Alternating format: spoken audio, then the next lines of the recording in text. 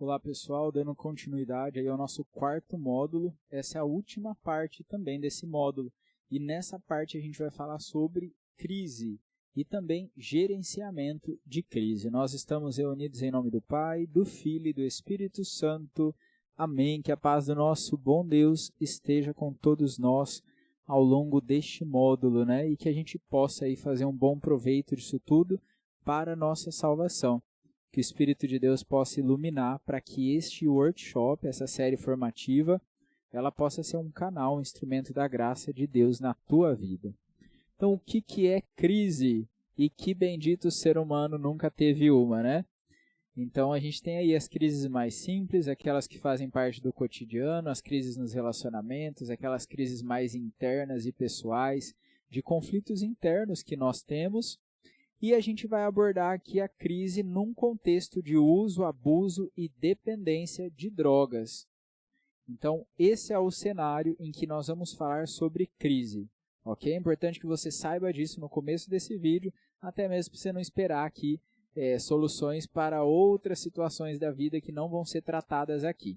A gente vai falar de crise num contexto de crise que acontecem por conta do uso de substâncias. Então, o que é uma crise? Uma crise é qualquer deterioração grave da capacidade de uma pessoa de lidar com a situação. Pessoas em crise podem experimentar desespero, tristeza ou raiva extremos. Crises como a de um parente que experimenta uma overdose, comportamento autolesivo, ou sintomas graves de abstinência podem exigir atendimento de emergência. Situações envolvendo moradia, perdas financeiras ou bem-estar infantil também podem se tornar crises. Essas situações podem ser extremamente estressantes para as famílias. Essas são algumas situações que a gente falou que podem ser situações de crise, mas existem muitas outras. E é importante que a gente vá acrescentando aí a nossa formação, ao nosso workshop. Vou colocar aí na sua tela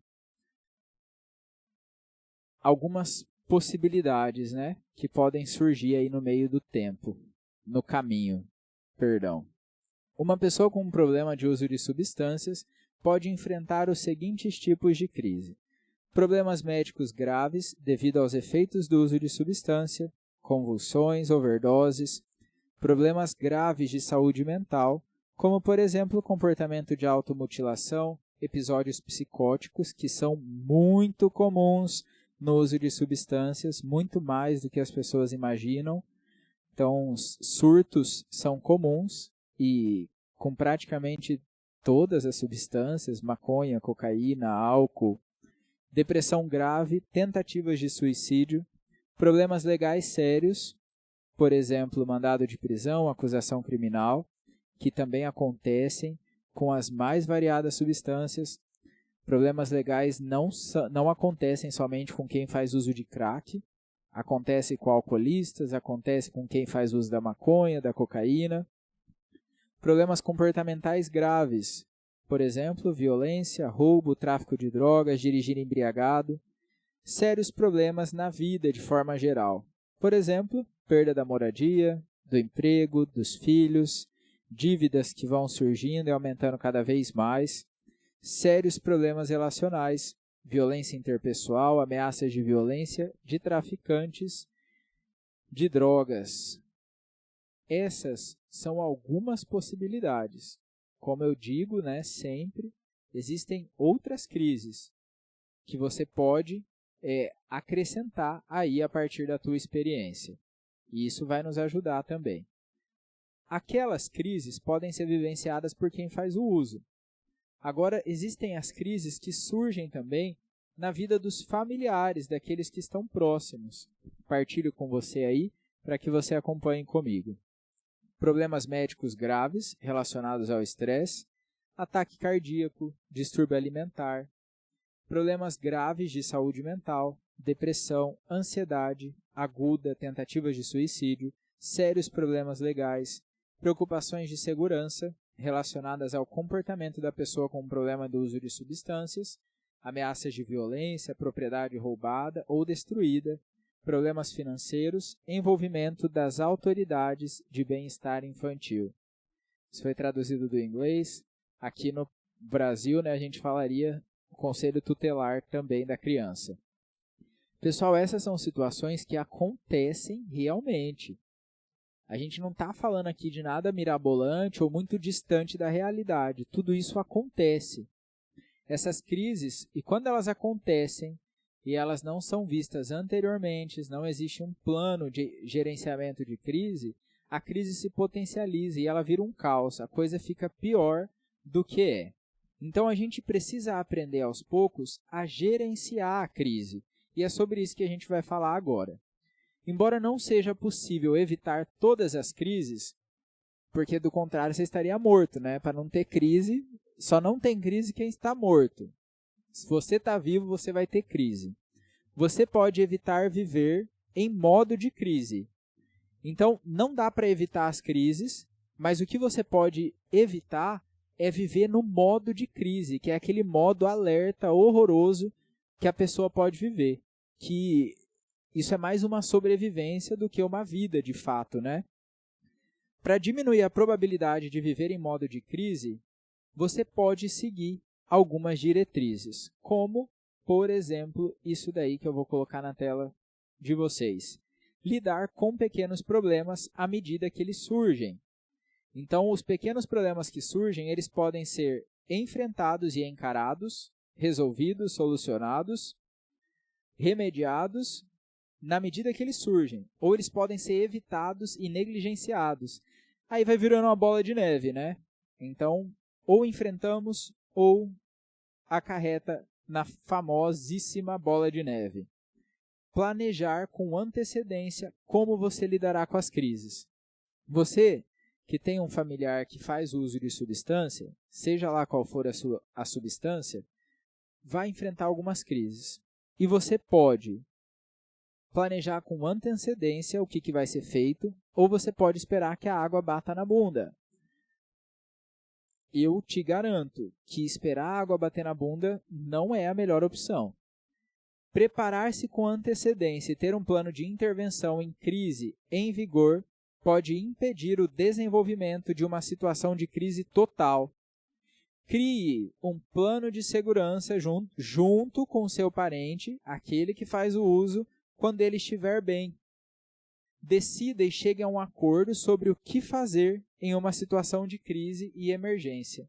Isso permite que todos estejam envolvidos e preparados caso algo aconteça. Então, quando você for aí fazer um planejamento, um plano de antecedência para lidar com a crise, seria bom incluir a pessoa que está fazendo uso, se isso for possível, Se isso não for possível, o seu planejamento vai acontecer de outra forma. Agora, se for possível, inclua a pessoa que faz o uso. Isso pode te ajudar. E aqui a gente tem uma primeira atividade nessa parte, que é a seguinte. Pense em uma situação de crise que aconteceu recentemente. O que deu certo? O que poderia ter sido diferente?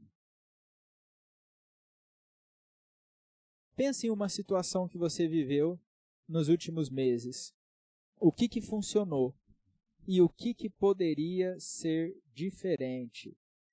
Se for necessário, pausa esse vídeo e responda essa pergunta.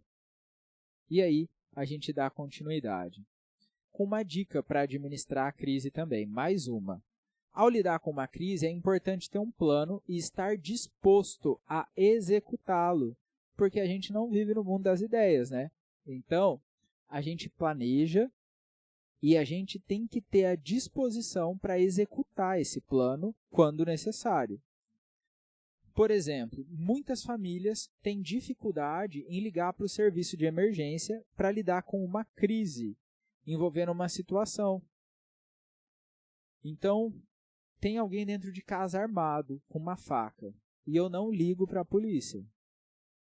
Ou tem uma criança sendo abusada ou em vistas de abuso e eu não ligo para o conselho tutelar. Isso é sério.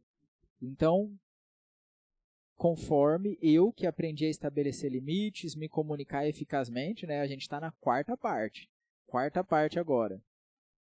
E ao administrar uma crise, eu preciso dizer para aquela pessoa também, opa, você tem filhos, nós temos filhos, os nossos filhos estão vivendo uma situação de risco.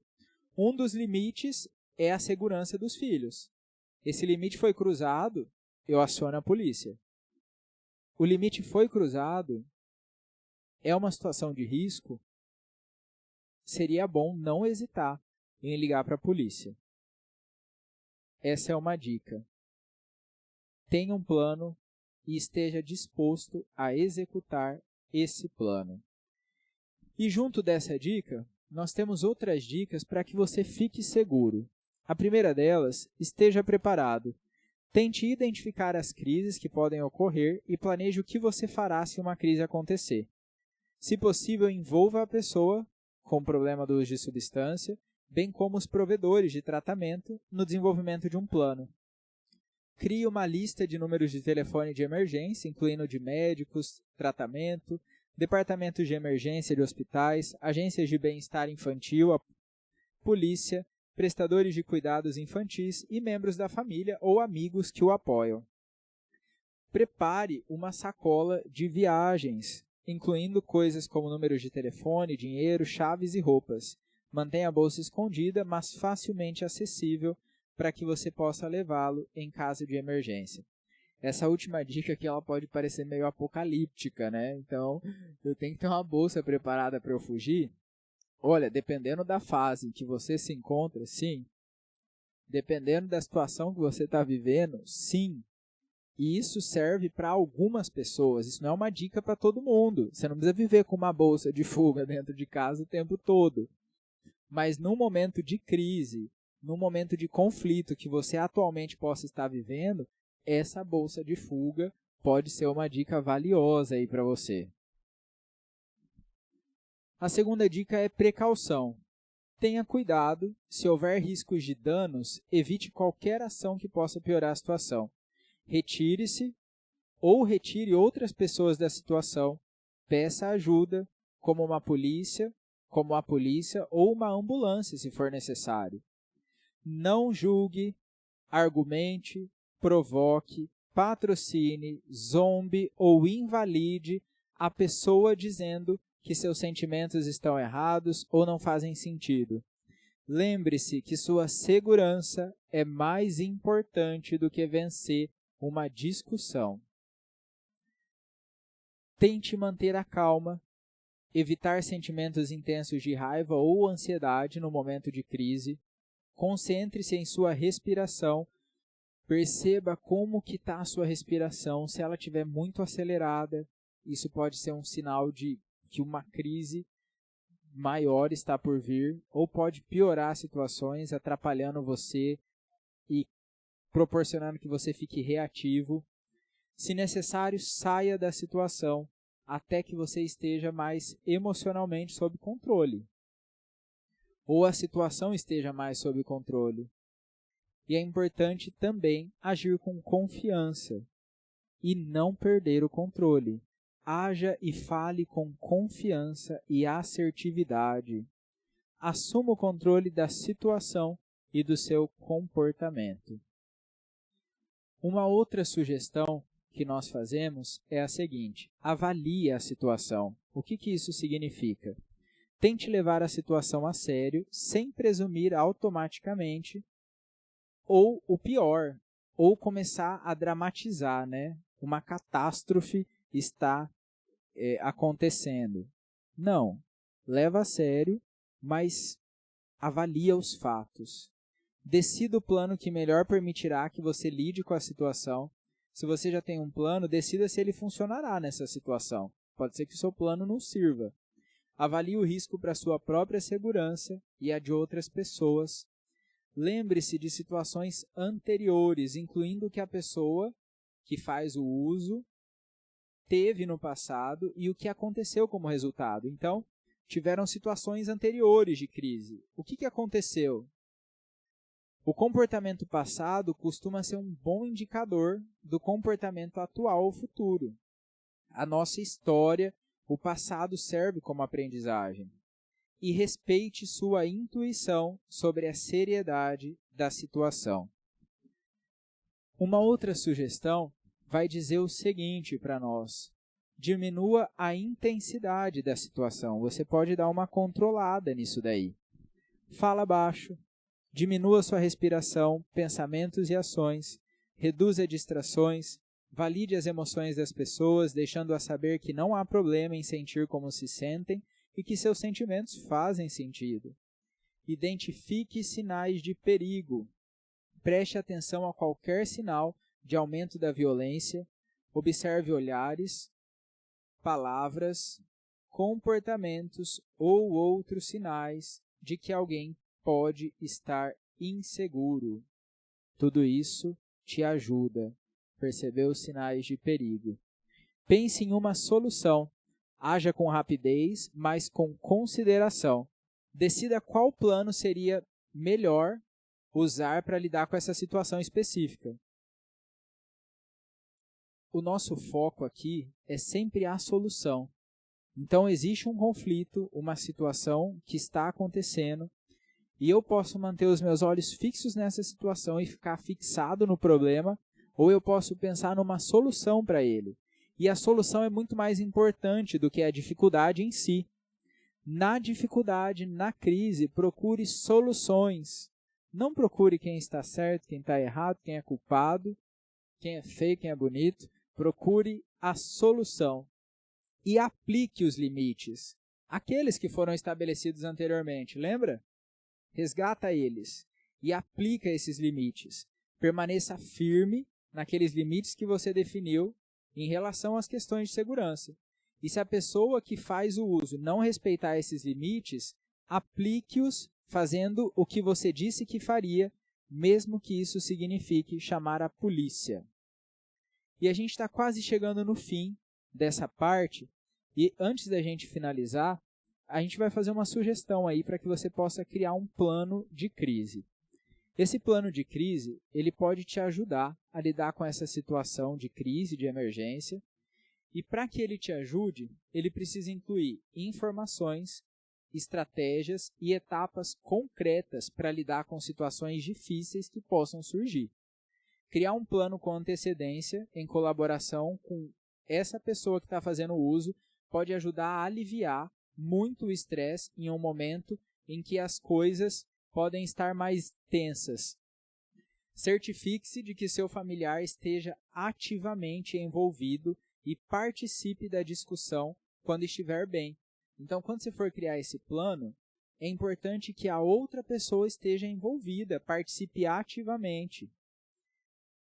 E que as preferências dela também sejam ouvidas. Isso vai ajudar na hora de executar o plano. Ter um plano de crise muda o foco de ser reativo, agir por emoção, ou de ser temeroso e tenso enquanto espera que as coisas aconteçam. E isso vai te ajudar a ser proativo e preparado para uma crise ou emergência. Fazer um plano como esse, um plano de crise, é um processo. Pessoal, inicialmente esse plano vai ser um pouco mais simples, ou talvez na hora que você for executar você vai perceber que tem muitos erros ali, mas tudo isso vai te ajudando a aprender. É um processo. O importante é fazer e entrar em ação. Eu faço esse plano, elaboro ele e entro em ação. E você deve atualizar periodicamente esse plano de crise para que reflita a situação que você e essa pessoa que você ama estão enfrentando. Beleza? Então, foi muito bom caminhar com vocês até aqui. Nós estamos a 2 módulos do fim desse workshop. Essas foram as referências que nós utilizamos aí para quem gosta de estudar e também ir em frente, né, nos estudos aí da ciência da dependência química e também do tratamento das famílias, né? Deus abençoe. Encontro vocês no próximo módulo. Em nome do Pai, do Filho e do Espírito Santo. Amém.